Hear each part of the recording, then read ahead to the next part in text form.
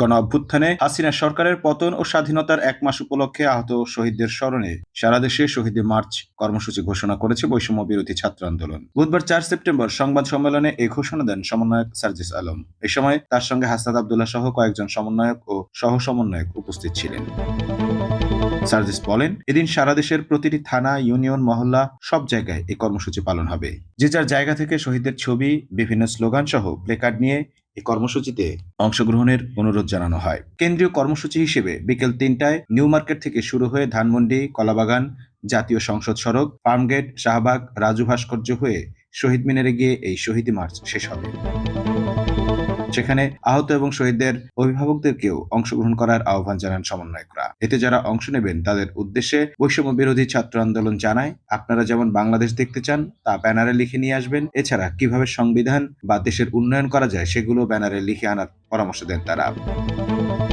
গণ অভ্যুত্থানে হাসিনা সরকারের পতন ও স্বাধীনতার ১ মাস উপলক্ষে আহত শহীদদের স্মরণে সারা দেশে শহীদ মার্চ কর্মসূচি ঘোষণা করেছে বৈষম্য বিরোধী ছাত্র আন্দোলন। বুধবার ৪ সেপ্টেম্বর সংবাদ সম্মেলনে এই ঘোষণা দেন সমন্বয়ক সার্জিস আলম। এ সময় তার সঙ্গে হাসনাত আব্দুল্লাহ সহ কয়েকজন সমন্বয়ক ও সহ সমন্বয়ক উপস্থিত ছিলেন।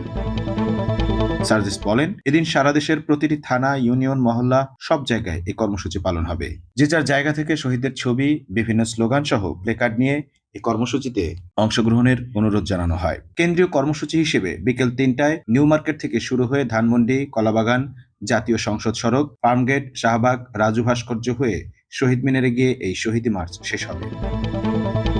সেখানে আহত এবং শহীদদের অভিভাবকদেরকেও অংশগ্রহণ করার আহ্বান জানান সমন্বয়করা। এতে যারা অংশ নেবেন তাদের উদ্দেশ্যে বৈষম্য বিরোধী ছাত্র আন্দোলন জানায়, আপনারা যেমন বাংলাদেশ দেখতে চান তা ব্যানারে লিখে নিয়ে আসবেন। এছাড়া কিভাবে সংবিধান বা দেশের উন্নয়ন করা যায় সেগুলো ব্যানারে লিখে আনার পরামর্শ দেন তারা।